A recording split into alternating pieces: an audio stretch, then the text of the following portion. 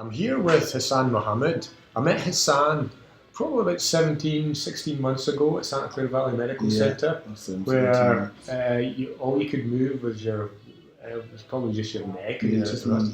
But what was very clear when I first met Hassan back then was his spirit. And I knew then that Hassan and his spirit were just going to do what it takes to get where he is right now. We're here in SciFit in Pleasanton, and Hassan's made a fantastic journey. I'm just going to ask Hassan to tell me a little bit about himself and how things are going here in SciFit. So, Hassan. Yeah, hey Nick. Hey everyone. So April 15th, 2015, I experienced a spinal cord injury where I bruised my neck and broke my neck and my C3 C4 incomplete, and from there Where about was that, Hassan? the area. And what Oh, was Santa Monica Beach. Okay. Oh yeah, it was in Santa Monica Beach, down in Los Angeles, and I had an experience there with the diving in shallow water, where I broke my neck and bruised my spinal cord, C3, C4 area, and from there I went to Ronald Reagan Medical, and from there I went to Santa Clara, where I met Nick at the peer group, and we all, the guys there were great. We had a great rapport, and we stayed in contact. I stayed in contact, and me and Nick. And how many weeks did you spend there, Hassan? Well, I think I was initially supposed to be there 2 weeks, but I was coming along a little bit, and so I stayed, I think, an extra 2 weeks. Okay. I believe so. So I was there for about a month. Yeah, about a month or so. Yeah, and when you were discharged, what type of sensation or movement did you have Oh, when you were discharged? I had very, I could only move my legs, so I drove my chair with a chin drive. Okay. And so I couldn't move my hands. I can now. I couldn't move my hands and legs or anything like that. So it was, very difficult and Yeah, and you said you could move your legs, but really it's just well, your toe or I could just barely inch them open. Yeah. And move them out a little bit. Okay. And that was really inspiring to me, even though I couldn't do nothing else. But that was very inspiring to me. And when you went home, and where's home? I live in Richmond, California. And you went home to your family? My family was. And tell us about your family. So I have my wife and my 3 children, my 2 beautiful daughters and son. What are their names? Halima, Hassan, and Isaiah. And what are their ages? My daughter is 10, the little one's 10, Hassana, and Halima's 15, and Isaiah is 17. Oh, okay. So yeah, went home to that. We were this is all new to us, so we were all kind of, scared, and not knowing what the future held for us. But I stayed positive, and they stayed positive.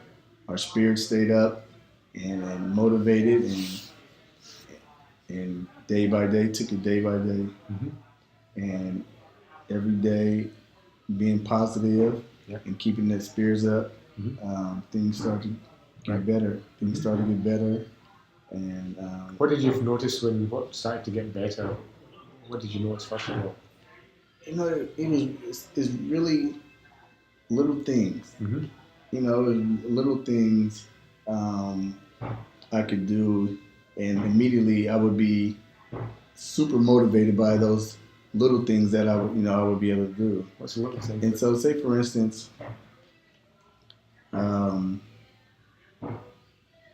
if someone was helping me stand, or helping me in the transfer machine, I would have more balance. Instead of falling over or something, I would be like this, and I'd be like, whoa, I couldn't do that before. And so, things progress slowly but surely in that same aspect. And and each day and each time or that I felt something, by trying to move something, Nick told me I always try to move something. You never know what's going to happen. So I always kept in my mind, things that I learned at the peer group and from Nick. So, it very motivating every time I felt something. Yeah. Boom. So it sounded like you were working very hard in your rehab and you continue to exercise as much as you can. And then we first saw each other, probably the first time in about almost a year at Berkeley. Oh yeah. Yeah, and it was great to see you again because you still had these sparkling eyes and that great spirit was shining Oh through. yeah. Right. So, I always believe that, it's the attitude, Uh-huh. it's in your mind. Mm-hmm. And if it's in your mind Yeah. and you can see that, then it can transfer into your body. Right. Because I really believe in mind, body, and spirit. Okay. And so that always stay with me in keeping a positive attitude because it transferred into your physical. Mm-hmm. And so no matter what was going on, if I had an accident, and with these type of injuries, you have accidents where bowel movements or Yeah. or other things falling or just getting a little frustrated and about not being able to do all things you used to do. Yeah. But you have to look at it and stay positive about it. Yeah. And project. Right. So kind of have an imagination about what you can do and imagine that, and eventually things start to change and things get better. Yeah. With the family members, with the family around you, because you become more independent. Yeah. And with yourself, your confidence goes up. And once your confidence goes up and working hard and staying focused and positive, keeping a positive mindset, things start to change. Okay. You must have had some challenges along the way. What were some of your biggest challenges, whether it was physical or emotional? Physical was everything. Physical was everything. Emotionally, it was thinking about the person that I've always been and realizing that I have to now adapt to everything. See, before, a lot of things I think we believe that the world is adapting to us. Right. I don't like that, so they got to fix it. Now it's like, okay, I have to get in bed and not blaming yourself. Okay. Not blaming family or friends or and trying to do as much as you can do. I remember you told me that when you first had your injury with you and your wife, and everything was kind of me. Yeah. And so I took that to heart, and I try to do as much as I can do before I ask for assistance without putting myself in danger. Yeah. But for the most part, pushing myself to the limits, pushing myself as hard as I can push myself before I ask for some help. But and recognizing your family members are going through it with you too. Right. You have to recognize that this is something new, and this is something a new experience for them also that they have no clue about. It's not in the books. There's nowhere. Mama didn't raise you. Mama didn't raise you to deal with somebody with a spinal cord injury or experience, whatever. Yeah. So it's you have to be kind and understanding for them also. And so compassion for both sides go a long way. So I really believe in that. So. Yeah. And when I met you probably a year after your accident, what was the fantastic thing is you told me that you were able to stand, which is staggering. But more importantly, I asked you if you needed any help with the pizza and a glass of wine. You said no trouble, and you ate that pizza, drank that wine. Oh yeah, man. You might squish it a little bit, but it's like I said, you gotta try. You gotta try. Otherwise you won't know. Yeah. And a lot of people, I think, because they're not feeling that they can do something, that they don't do it. They won't even try it. Right. And I always, no matter what, if I can't feel it or not, I try it. And then you find out you can do things. You push yourself. Yeah. And so, just a few months ago, after getting in contact again, you were really excited about potential opportunity to come back to SCI and really continue your physical recovery. So how has that been for you? How has it been over the last couple of months here at SCI? I'm really appreciative. I'm really feel blessed to be able to go somewhere and people help you out and work out with you. And I found that the spirit here is really good. Yeah. I like the trainers. They are really personal with you. So it's not, you don't feel like you're just going to a gym somewhere. Yeah. They throwing you in and got it, so we laugh and giggle and throw jokes and, work out hard. And it's, but, the spirit is it. I think that's very important. The spirit, the energy, the atmosphere is, is very positive, uplifting. So I think that people sometimes, they're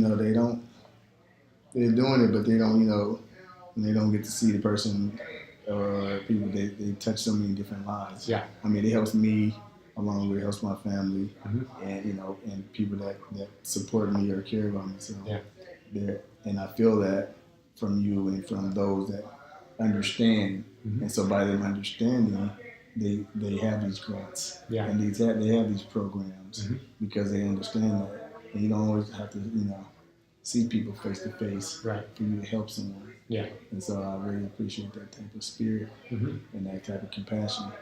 I think you've got that spirit and compassion yourself. Oh yeah. I'm trying to have it. I'm trying to have as much as possible. Yeah. And I felt that when you were part of the peer support group, is just the people in the team have just felt it from you that you were leading them not with what you were doing in the gym, but what you were showing them with your spirit. Yeah.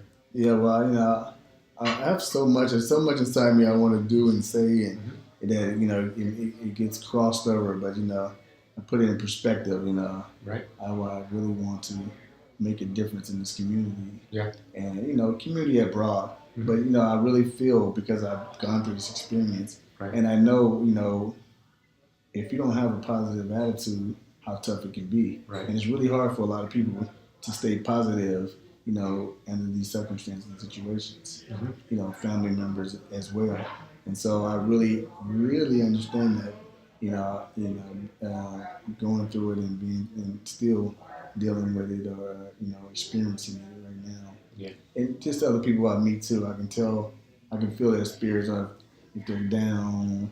Like a young lady I met the other day. Yeah. She didn't want to have her, but she called me that morning. I spoke to her and I pepped her up and told her how inspiring she was for thinking to put that together for her to go to rehab or get physical, continue on. So I was like, that's something to be proud about. That's something that motivates other people. Yeah. And so she's like, oh yeah, I never looked at it like that. So and that was early morning. She was almost crying. She didn't want to do it. Right. But she did it, and and she had a great turnout, and and so things like that. You know what I mean? Things like what event was that, or was that? She had it at it was called Shannon's fundraiser. Okay. A fundraiser she had. She had a fundraiser at a church, and to raise money for physical therapy. Yeah.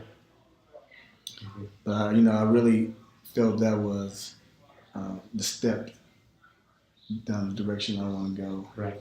Because the way it made me feel, it made me feel that I was helping. It made me feel It made me feel that I was giving back. It made me feel that I helped someone. And so that's the feeling I want. Yeah. That's the feeling I want to feel all the time. So I want to do that.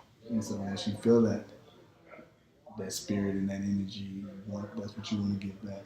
Yeah. So you understand that giving back is more than receiving. Yeah, absolutely. The best feeling I've had this year is when I got an email from the Triumph Foundation to say that they've approved your grant. Oh, yeah. Because I knew that was I was excited about that too. I was like, yes. I was like, oh man, that's so good. I said, we on our way. I said, because I knew that'd make a difference to you. It totally made a difference. And I really, when we got the email, you told me that, I kind of reserve myself now. I take everything step. When I'm there, okay, let's celebrate. I'm not until, but I was really excited. And I was like, yes, that's so good. Yeah. And I was also happy because of the channels that we went through, that you went through to arrange it and set it up. And I felt that would be good for people to come down the line. Yeah. That you had went through that process, and now you know exactly how to take care of that process, and you can help a lot more people. And I was like, that's good that you have that. You say you're celebrating, but like twice a week. You celebrate. You come here Wednesdays and Fridays. Right, that's right. Twice a week. Take my hour and a half bus ride, but I get here. You know what I mean? So I'm. That's because I'm grateful. I do it because I'm grateful for the gift Yeah. that Triumph Foundation and Unique and Passing Group and God has blessed me and receive. Just giving you opportunity, but I think what's everybody's going to see, but what's more fulfilling is just to see how you've used it, how you use your spirit, and how you benefit from that. Because the videos are going to show. That's fantastic. Yeah, you gotta make the most of it. Yeah. You gotta make the most of every opportunity. Yeah. So you'll be getting your hour-and-a-half bus back pretty soon, any time then. Oh yeah. 4:30. What time is it? Oh yeah. Are they late? Oh, they must be late. I'll go and check them out. Okay. Otherwise, I'd be walking home with a walker. You'll be running home. I'll be running on the elliptical. man. Hey, Sam, come on. Thanks a lot, man.